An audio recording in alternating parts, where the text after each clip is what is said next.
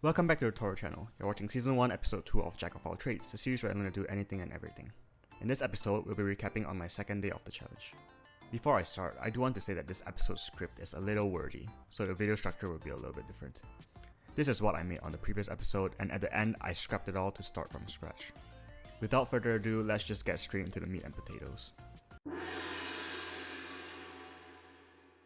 After trading yesterday's model, I started on making a new one. This time around, I actually did the proper first steps in making a model.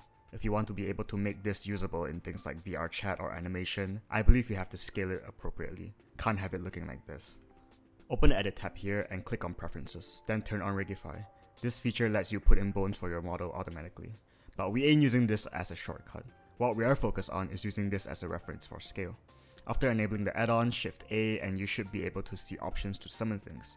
Press on the Bone tab and select Rigify Meta Rigs then Human. Boom! Look at that beautiful baby boy. Now this should be the approximate scale of what you're going for, unless you're sculpting like giants or imps or whatever weird thing you're sculpting. Now that you have this, you can position your references accordingly and start making magic.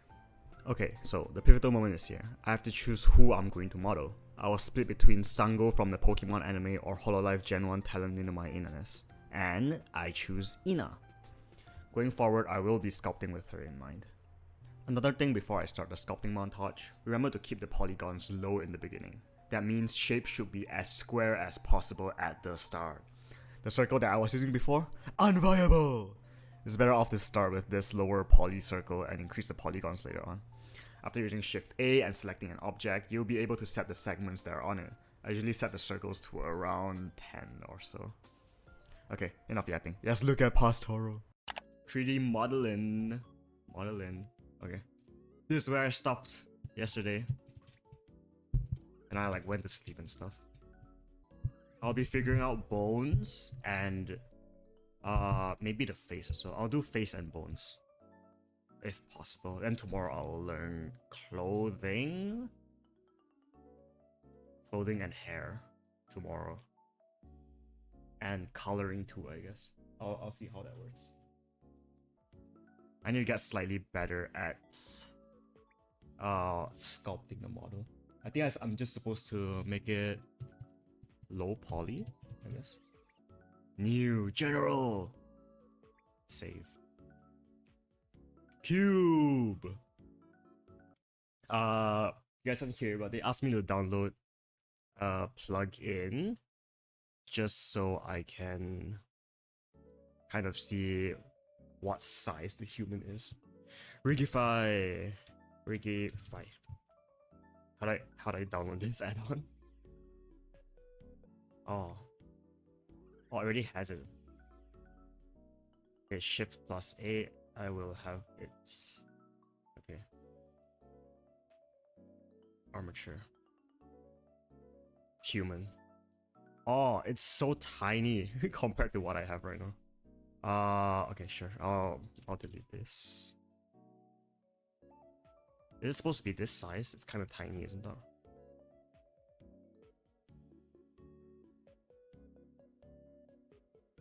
Picture, scale, down, G. I don't need this anymore. Shift A. Cube. Okay. This is the moment of truth. What character do I want to be modeling even?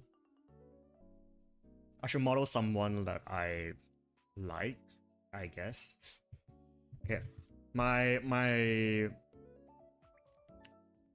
choices now, or what I think I should be making is either this or this. Which character should I model? This is pretty interesting with the cool hair and stuff. But I think this might be easier maybe to model. I have to make sure the polygon count is not too much, so. UV sphere. Segments not 32. I have to make it 16 segments. Not even 16. Let me make it smaller. 5? Can I make? I'll make 10. There we go. That's low poly enough. That should be fine, I think. Maybe a little bit more down like this. Huh? Yeah, that is a body. Okay, the mirror modifier only works when it's on the thing, which it's not on. So I have to do the manual flipping again. Z 90 180. Yeah, it is 180. Yeah, that should be perfect fit for this leg. Yep. Oop. That should be it for the preliminary parts. Preliminary. Fancy word. Time to assemble you, my robot.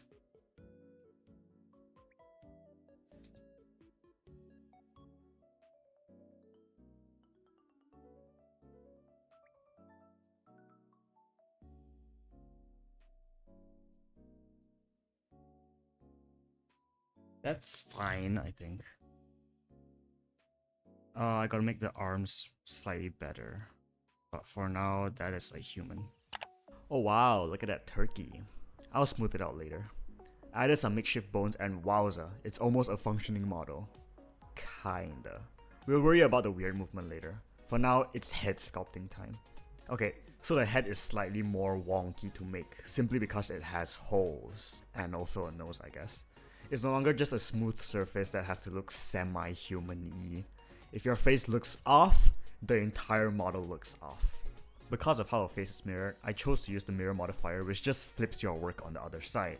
But using this, I found an issue where if you move the pieces in the middle, it doesn't like that very much. I feel like using the sculpt tool's mirror function would have worked better, but I don't know. The tutorial I followed went into edit mode to drag things around, which I couldn't figure out. So this is the method that I found worked for me. If you go into edit mode, this button allows you to move the points individually. But for general sculpting, I would still go for sculpt mode. It's just what I'm more used to in this point of learning. If you do want to use the mirror property instead of the sculpt tool's mirror function, press on the head, select the little wrench thing, add modifier, generate, and mirror. If you chose to do this, make sure to delete half of the item in edit mode. Lastly, if you want to add more points to your shape to sculpt it better, you can either add the subdivide property or the better way, Ctrl R. You should be able to choose which axis to place it on and which area to place it. Okay, no more yapping. Cue the video. G. Why is it G? They use edit mode instead of sculpt mode. It's the same thing, right? I think it's the same thing. Just sculpt it. It is not the same thing. Okay, I'll just learn how to do edit mode. Press this, G, and I move this here. That is not correct. I think I just do regular sculpting. Okay, this sucks, Delete! I'm gonna do it my way! My way! That's a head. Okay. So object mode, I would have to add a modifier of subdivision surface. This should be fine.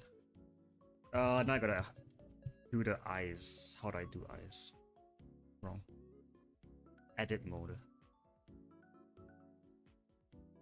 Ctrl R.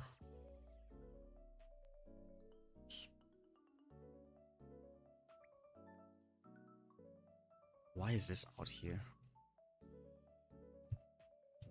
Nope. Why is stuff not doing what it's supposed to do? Nose. I'll make one over here. Just because it's a tiny nose. Oh, they pressed G twice. Oh, that's how you sculpt it. Nope, that is not how you sculpt it. Yeah. I knew you guys were enjoying the clip, but Professor Toro has to introduce a few more buttons. These options up here let you choose what to select. The default options will be the vertices or the points, but you can also select the edges or faces. This should be common knowledge, but for selecting multiple items at once, hold down shift and left click on all the items you want to interact with. Anyways, if you select faces like this, you can press I, which stands for insert. It does something like this. In the tutorial I watched, its only purpose is for the eyes. Okay, back to past horror. Oh, that is how you sculpt it. Okay. I'll scrap that then, I'm just gonna do it again. I will add a sub thingy. 2, 3. No, 2 is enough. And let's add 3. And 2 is fine. Okay. Not really.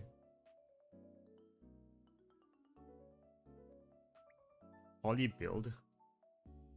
Okay, that's like the the most basic head that can be made. Yep, that is a head. That is definitely a head. Yeah, that's a nose. Yeah, that's a nose. We have nose, chat. Chat, we have nose, chat. Chat, we have a nose now, chat. Now eyes. How do I do eyes? I have to have the range of where the eyes are. So let me just move this a bit first. The eyes are around the middle of these two. So I will do that. Eye.